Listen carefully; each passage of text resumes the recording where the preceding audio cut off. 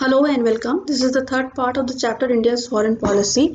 In the second part, we have seen the causes and the consequence of the 1962 war between India and China. Now, in this part, we are going to discuss the relations in the post 1962 period.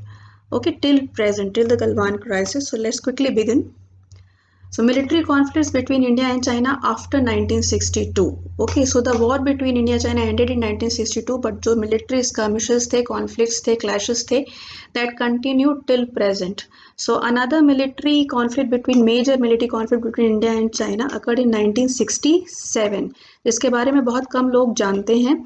ये हुआ था इस sector में जो आपकी map में देख सकते हैं, इसमें ये क्लियरली दिखा है. तो अब इस मैप को अगर मैं थोड़ा सा आपको और एक्सप्लेन करूं तो ये आता है आपका भूटान. ठीक है, ये जो आपको एरिया दिख रहा है, ये एरिया, ये है सिक्किम का एरिया. ठीक है, और इस भूटान और सिक्किम के बीच में ये जो वी शेप्ड एरिया आप देख रहे हैं, इस एरिया को समझना बहुत ज़रूरी है because the major conflict between India and China, एक मेजर कॉन्फ्लिक्ट एरिया है इंडिया चाइना के बीच में. तो ये जो एरिया है ये एक वी शेप्ड एरिया है और इस एरिया को कहा जाता है चुंबी वैली. ओके, अगर चुंबी वैली ये एरिया, ये इस एरिया पे Indian forces always prevent that China do not create any permanent establishments और heavy deployment in this area. Why so? Because अगर यहाँ से चाइना का प्रॉपरली अगर चाइना यहाँ पर बैठ गया then China can control easily this passage. इस पैसेज को कहते हैं सिलीगुड़ी कॉरिडोर. सिलीगुड़ी कॉरिडोर ये एक 22 किलोमीटर्स का नैरो पैसेज है जो कि इंडियन मेन लैंड को कनेक्ट करता है टुवर्ड्स द नॉर्थ ईस्ट. तो अगर चाइना यहाँ बैठ जाता है then in case of any conflict और war it can easily block this passage. That is the reason why India always prevents China controlling the Chumbi valley. ठीक है, अब अगर आप इसी मैप को ये यहाँ पे थोड़ा सा और एक्सप्लेन किया गया है, इसमें अगर आप देखिए तो ये है चुंबी वैली का एरिया जिसकी बात मैं कर रही हूँ. इधर है भूटान, ये है इंडिया. ठीक है, 67 में ये है नाथुला पास, ये है चोला पास. तो 67 में क्या हुआ था कि actually 65 during the 65 war China 65 war with Pakistan, China asked India to vacate this Nathula pass. अब नाथुला पास को जब इंडियन गवर्नमेंट ने ऑर्डर किया, वहाँ पे जो टुकड़ी बैठी थी हमारी आर्मी की ये इसको वेकेट करिए, तो वो कंट्रोल में थी मेजर जनरल सगत सिंह के. Sagat Singh as a hero of 1971 war. So in 1967, Sagat Singh, Major General Sagat Singh, he refused to vacate the post. Because of that, clashes increased between the Chinese and the Indian forces in Nathula. और यहाँ पे एक छोटी सी battle हुई थी सितंबर 1967 में, 3-4 दिन की बैटल थी, in which the Indian forces inflicted heavy casualties on the Chinese forces. तो बहुत से चाइनीज सोल्जर्स इसमें मारे गए थे. और उसके कुछ ही दिनों बाद एक दिन की बस लड़ाई हुई थी चोला पास, ये जो आप देख रहे हैं यहाँ पे चोला पास पे, जिसमें again many Chinese soldiers were killed.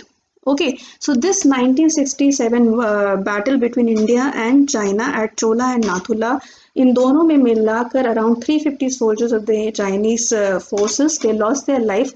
Many were injured also.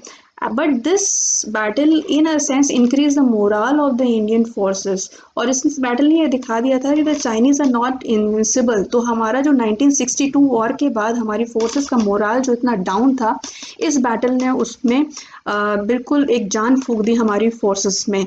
And the main reason why China did not create much problem during the 1971 war between India and Pakistan was the defeat in this 1967 conflict at Nathula and चोला.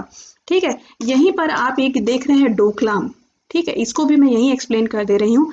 यहाँ पे डोकलाम में 2017 में China ने यहाँ पे एक road बना ली थी और यहाँ पे बहुत सारा deployment, heavy deployment of forces यहाँ पे किया था.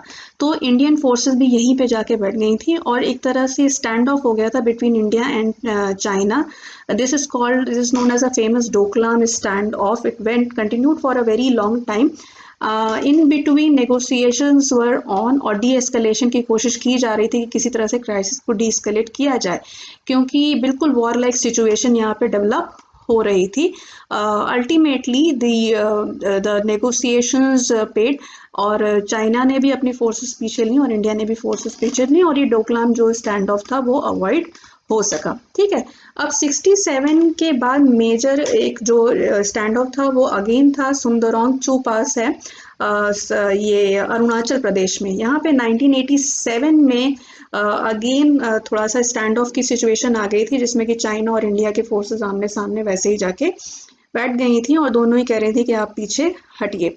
ठीक है, तो एक सिचुएशन ऐसी 1987 में आई, फिर आई 2017 में डोकलाम में, जिसको अभी मैंने आपको बताया, and the most recent being the Galwan valley dispute.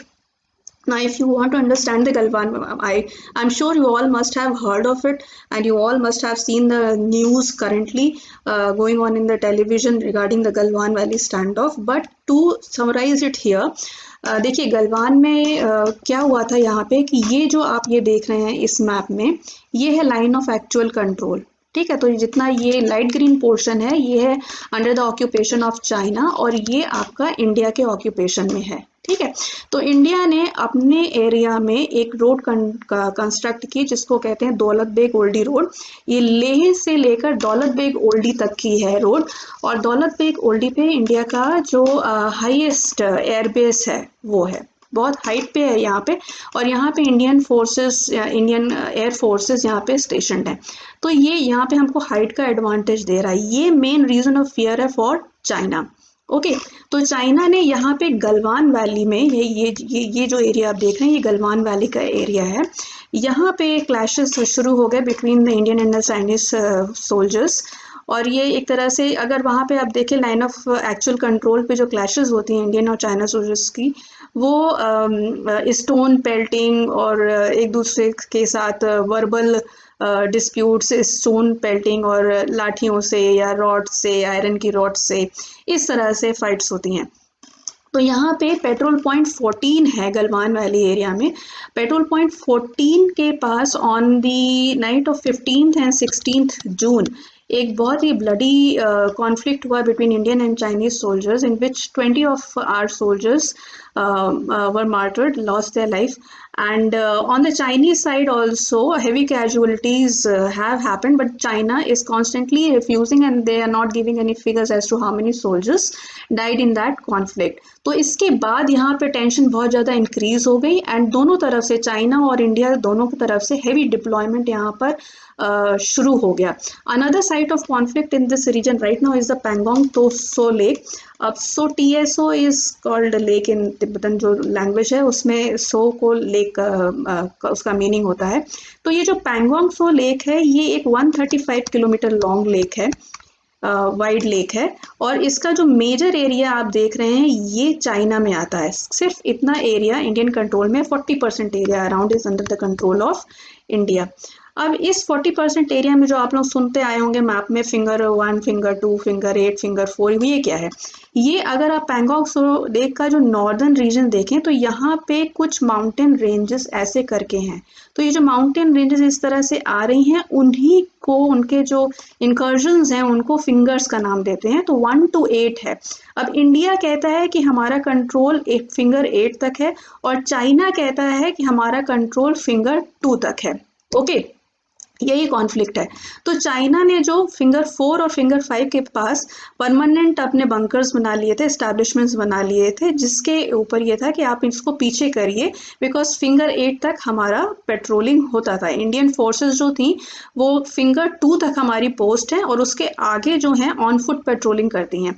तो चाइना ने फिंगर 4 और फिंगर 5 तक बना लिया और कहा कि आप इसके आगे पेट्रोलिंग नहीं कर सकते हैं। तो ये एक डिस्प्यूट एरिया था, यहाँ पे भी हैवी डिप्लॉयमेंट था, but because of the successful diplomacy of India, बहुत चारों तरफ से चाइना को इसमें इंडियन डिप्लोमेसी ने काम किया, एंड नेगोशिएशन टेबल पे both the countries came, and now the de-escalation has started and both these countries are now pulling their forces back. वो पीछे ले रहे हैं अपनी फोर्सेस को, जिससे कि इस एरिया में टेंशन को कम किया जा सके। तो ये है गलवान वैली डिस्प्यूट, जो कि इन शॉर्ट मैंने बहुत शॉर्ट में क्रिस्प करके इसको यहाँ समझाने की कोशिश की है। अदरवाइज अगर आप इसको वैसे देखने चलेंगे तो ये बहुत, इसमें एक एक जगह का जो है डिटेल्स वो काफ़ी हैं।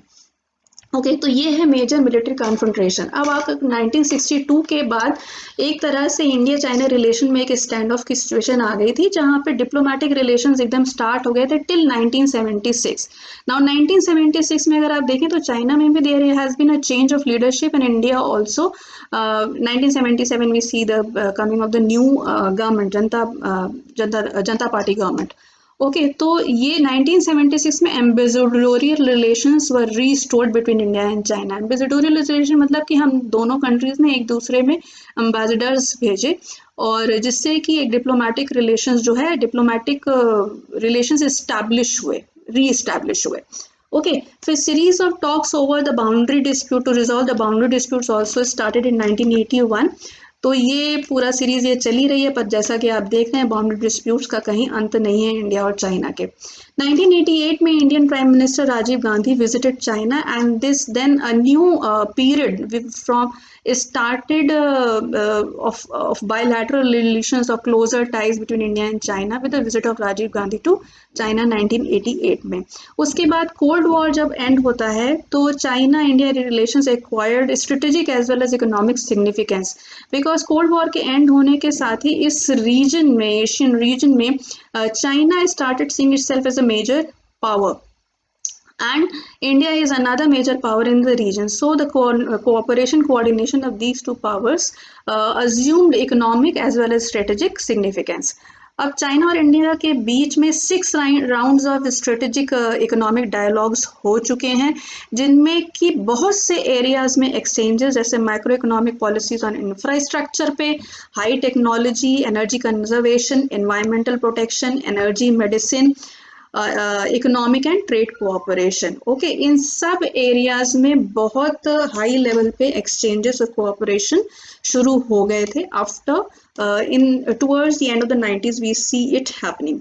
Okay, now at present if you see the two countries the relations before this Galwan standoff, actually the relations had become very strong between India and China. So इस पीरियड में अगर आप देखें तो नरेंद्र मोदी हमारे प्राइम मिनिस्टर और जो China के प्रीमियर है Li Jinping, they have had visited each others country. There had been 16 bilateral meetings since 2014 between between the highest level. Okay, enhancing political mutual trust, properly managing differences, expanding practical cooperation, and strengthening bilateral ties. Okay अब अगर आप economic relations देखें India और China के बीच में, तो investment जो है, जो ट्रेड वॉल्यूम है between India and China is nearly 92.68 billion dollar, $100 billion इसको समझ लीजिए। It was in 2019। Okay, it stands at $100 billion in 2019, which is around an increase of 32 times, which is too much. Okay आप interdependence वैसे भी दे सकते हैं। अगर आप इन डेटास को ना भी देखें तो चाइना और इंडिया की इकोनॉमी एक दूसरे पे इतनी इंटरडिपेंडेंट है, और उसी का फ़ायदा उठाकर हमारी गवर्नमेंट ने इस क्राइसिस को डील करने की कोशिश की। When the government band so many Chinese app and band the band the Chinese company from investment in India in various sectors. ठीक है, तो अब इसमें आप देखें रिलेशंस, ये डाइवर्जेंस के इशू, ये तो कोऑपरेशन के इशू थे जो अभी तक मैंने डिस्कस किए। अब जो इशू ऑफ डिस्प्यूट है existing at present between India and China, वो क्या है? सबसे पहले तो बॉर्डर इशू है, जिसके बारे में बहुत बात हो चुकी। ठीक है, 6 decades पास हो चुके हैं 1962 के बाद से, but till now there is no agreement over the borders. Okay now then the next is CPEC। अब अगर आप लोगों ने CPEC के बारे में अगर आप जानते हो तो CPE is China Pakistan economic corridor. Okay so Pakistan China economic corridor जो है, ये शिनजियांग प्रोविंस जो है वहाँ से ये शुरू होता है चाइना के, और ये पूरा ये रोड ऐसे इन्होंने बनाई है ये यहाँ तक connecting the Gwadar port. Okay तो अब ग्वादर पोर्ट को कनेक्ट करते हुए चाइना ने पूरा इस तरह से रोड बनाई है, और उनका पर्पस यही है इकोनॉमिक कोऑपरेशन को इंक्रीज करना और एक्सेसिबिलिटी जो है ग्वादर पोर्ट से through middle east. Fine, now the problem is that India is objecting because it passes through this region. ये जो आप देख रहे हैं ये है गिलगिट बाल्टिस्तान का region in the Pakistan occupied Kashmir in the POK। Okay, which India claims as India's territory. तो ये हमारी टेरिटरी से होकर पास हो रहा है, जिसकी वजह से New Delhi has raise objections to it. Then the China's adventurism in the South China Sea, अगर आप उसमें उसके बारे में जानते हो तो बहुत से आइलैंड्स हैं छोटे छोटे जिस पे चाइना अपना क्लेम कर रहा है। Recently, most recently, I think it is around only one week or 10 days ago, China renamed an island that is said to be owned by Japan। तो जापान भी ने भी उस पर ऑब्जेक्शन किया है, और उसमें सीरियस ऑब्जेक्शन जापान ने इस चीज़ के लिए किए हैं कि चाइना ऐसा कैसे कर सकता है। तो साउथ चाइना सी में जो चाइनाज की एक्टिविटीज़ हैं उसको लेकर भी, एंड इसके लिए इंडो यूएस कोऑपरेशन भी हो रहा है to stop China's tactics in the South China Sea. Okay, then you have China's stand on India's entry into the NSG, जो न्यूक्लियर सप्लाई ग्रुप है, उसमें इंडिया की एंट्री को चाइना लगातार ब्लॉक कर रहा है। चाइना ये कह रहा है कि since India has not sign the non proliferation treaty, NPT पे इंडिया ने साइन नहीं किया था, इसलिए इंडिया को NSG में एंट्री नहीं मिल सकती है, and that is how China is blocking India's entry into NSG, which is again an issue of concern. Then China is restricting India's permanent seat in the UN Security Council as well। तो UNSC में permanent seat के लिए China, India को देने के लिए China agree नहीं कर रहा है। उस पर रशिया ने हमें सपोर्ट दे दिया है, फ्रांस ने दे दिया है, US ने भी दबे शब्दों में कह दिया है कि हाँ, लेकिन China is bent on not allowing India a permanent seat in the UNSC। उसके बाद क्रॉस बॉर्डर टेररिज्म के भी कई इशूज़ हैं। क्रॉस बॉर्डर टेररिज्म में जो नेक्सलाइट्स हैं इंडिया उनको सपोर्ट करने के लिए India has always objected to that. Then again one broader issue is that China used its veto power in the UN Security Council when India wanted some Pakistani terrorists who had been masterminding terrorist attacks against India to be tagged as the international terrorists। Okay, तो वहाँ पर China ने एक बार नहीं करीब 2-3 बार अपना veto use किया उनको इंटरनेशनल टेररिस्ट टैग होने से बचाने के लिए। ओके, तो ये भी एक है, because it shows how China is into with Pakistan, and we cannot trust China on this. ठीक है, फिर चाइना का ऐसा चाइना कर क्यों रहा है? चाइना ऐसा कर इसलिए रहा है because in the Asian region China want to become the super power by 2050, जो कि इनका एम भी है और जो प्रेडिक्शन भी है, and in this China sees India as a potential competition. तो इंडिया एक राइजिंग पावर है इस रीजन में, और चाइना इसीलिए इंडिया को रिस्ट्रेन कर रहा है काफ़ी तरीके से। देखिए, इकोनॉमिक कोऑपरेशन तो उनकी मजबूरी है because India is a big market, okay, but in other manner they want to restrict India so as to achieve their goal of becoming a superpower by 2050. And the recent Galwan Valley standoff between India and China has escalated the tension between the two governments to another level. We have banned so many Chinese apps, and many state governments have debarred the Chinese companies also to participate in the tender of various projects.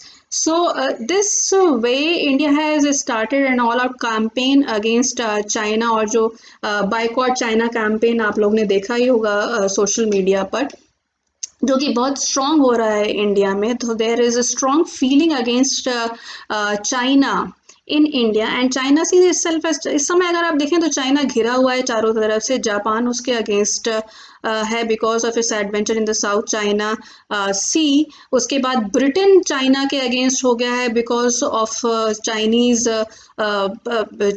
Policies in Hong Kong.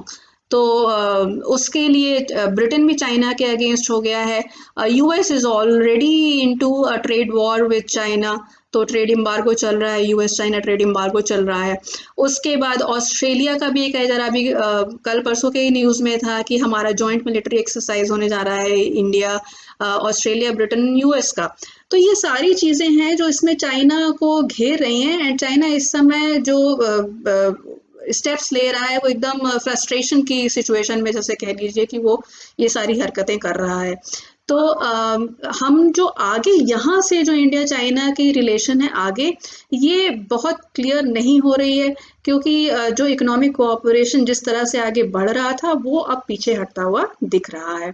तो what will be what turn Indo-China relations will take in the future, in say 4 to 5 years from now, it is very difficult to say. But again, there the fact cannot be denied that the both the economies of India and China are interdependent on each other. So some way, I believe that some way of cooperation will come forward uh, within 1 year, within 6 months to 1 year from now. तो ये है about Indo China relation, जितना आपको पता होना चाहिए। मैंने बहुत शॉर्ट करने की कोशिश इसको की, लेकिन फिर भी ये इतना लंबा हो गया, क्या कहें, वो हमारे इमीडिएट नेबर हैं। तो इसलिए आप लोग अगर अपनी तरफ से कोशिश करिए तो जो पॉइंट्स आप इसमें से हटा सकते हो वो हटा लीजिए, जितना आप याद कर सकते हो उतना कर लीजिए from the point of view of your exam. And even if you can not give such detailed points, you need to just mention a few things of core concern of Indo-China relations. Okay, so that's all for this video. In the next video, I'll be talking about Indo-US relations, relations of India and America, especially after 1991. Okay, so do watch the next part of the chapter as well. Thank you so much for watching. Keep giving your feedbacks. Thank you so much. Bye bye.